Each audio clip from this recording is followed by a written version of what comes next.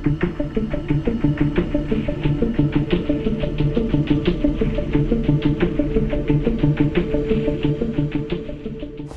afternoon, what's your name? My name is Jon Glover. And John, this is a beautiful MGC, which looks to me as if it's had a lot of work done to it. Well, it's a reconstruction from lots of bits. This was originally a car was very well known to the C register, and it's got the remnants of a very old C register sticker, probably 30 years old, on the back window, which has faded almost to nothing. You can still read it.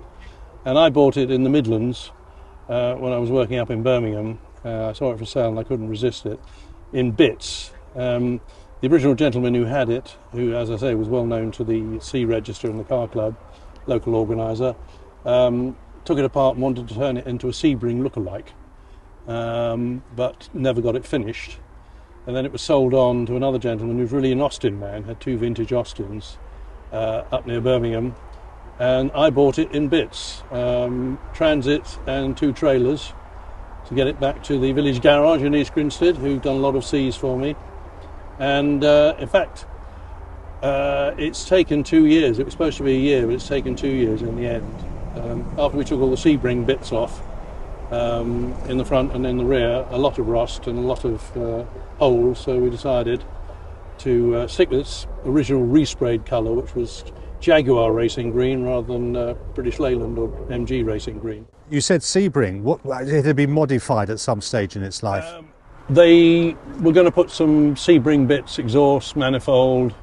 Sebring is the sort of buzzword in MGCs because when the works team got hold of the MGC, about the only successful part of the MGC story was the fact that they built 4 lightweight cars, 3 of which I think are still running. One is a bit of a mystery, which were driven by people like Paddy Hopkirk and Andrew Hedges with a great deal of success at Sebring. And they flared the wheel arches and they put stuff on the front, stuff on the back, and they were really very, very powerful and very good. And they got the engines going really as they should have done for the production car, but didn't.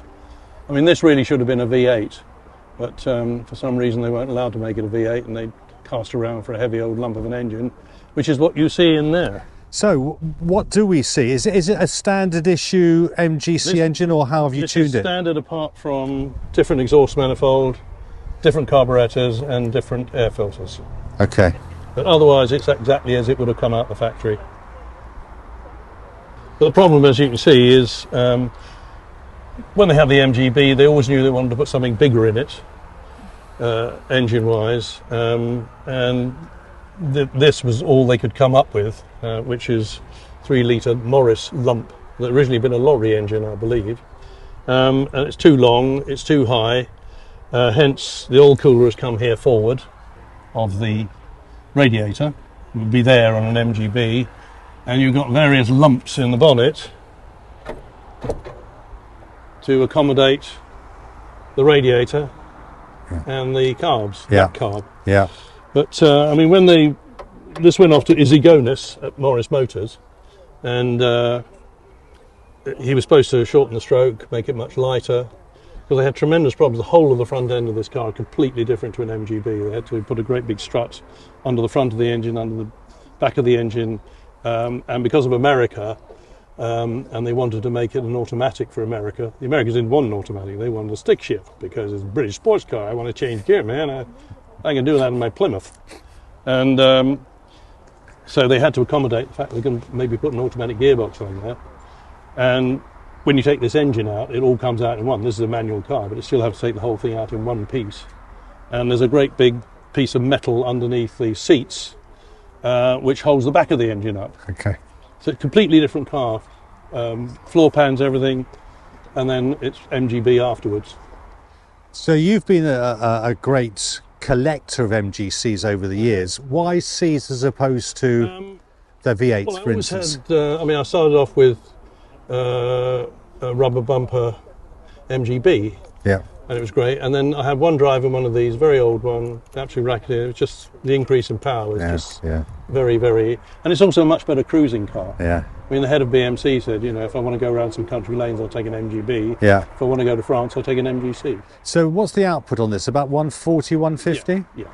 Okay. There's a lot of controversy about what the original figures were, particularly with the view to Downton, Yeah. who did a lot of upgrades with this car. In fact, were official suppliers to BMC. But they probably didn't get that much more buzz out of it. Okay. Now, you've probably seen my friend Vic Young and Andrew Young, his son. They have their racing Cs here, and what they get out of them is absolutely incredible. Andrew's doing 120, and he's the beating V8s, which was the later thing. But this should have been a V8 in the first place. They had the engine, but it was going in the Ford. In the Rover. And they weren't allowed to have it. And like all these misconceived things, they launched it in '67, 6-day war, petrol went up, no one wanted it. It was no different to it was very disappointing compared to the MGB. It's no more luxurious, completely same interior, nothing apart from the performance. It is much more powerful. Yeah. They got a terrible reputation, mainly because a lot of kids got them for their 21st birthday, including Prince Charles, who's now our king. And he was given one by his mother for his 21st. There's a famous picture of him driving the Queen Mother with her waving out of her MGCGT seat. But young men got hold of it and sort of went straight on at roundabouts, because it wouldn't go round roundabouts at 120 miles an hour that they were trying to do it with. You know, an MGB will go round country lanes, but you're changing gear all the time. This will go off in fourth. Have you done some work with the suspension? No, it's quite standard. Okay. Adjustable shocks on the front, Fine. which they fitted to counter again the heavy engine. Okay. But otherwise, it's all completely conventional. It has been balanced by a sports car manufacturer. Right. So you've done some cosmetic work as well as engine work and everything else work. These seats are beautiful. These are Moss seats. Okay. I mean, the car arrived with boxes and boxes of bits, including these brand new Moss seats, Okay. which are much, much more comfortable than the originals. Yeah, it is perfect. And you've got the Webasto on there. Well, no, that's not a Webasto. The car arrived without a hole in the roof, but a sort of shocking American sunroof fabric thing Okay. that we weren't going to fit. I picked this sunroof up from a breakers off a rubber bumper car that was being broken. Really? For about 30 quid. It was absolutely perfect. The only trouble is it's slightly smaller than a Webasto. It's a Britax, Okay. who were also the other. Yeah. So we had a bit of trouble with the headlining, making it fit. Same length, not as wide. It's beautifully fitted in. Yeah. And carpets come from the only chap who does the proper MGC carpets, because the front front passenger compartment and driver's compartment are quite different. You need different carpet to fit it. Okay. And he's the only one who does it. Strange man who works all night and sleeps all day. Okay. And was it your choice of colour for the inside? Yeah, the red, yes. Yeah, it's a great contrast to the green. Red and green. Yeah, Yeah. yeah. Your choice of wheels as well? No, came with it. Did it? And they're very good condition. Did Yeah. you have them Yeah. blasted? No, absolutely as they came. Really? All brand new painted. And that colour? Yeah. Yeah, well, it's superb. Well, that's why I couldn't resist buying it, because by the time we'd been through all the bits, and there was plenty of stuff to sell as well. A number of windscreens, a number of side screens. These side screens now are very difficult to get hold of. Quarter lights are very difficult to get hold of. We got about 4 sets. But you can see the interior.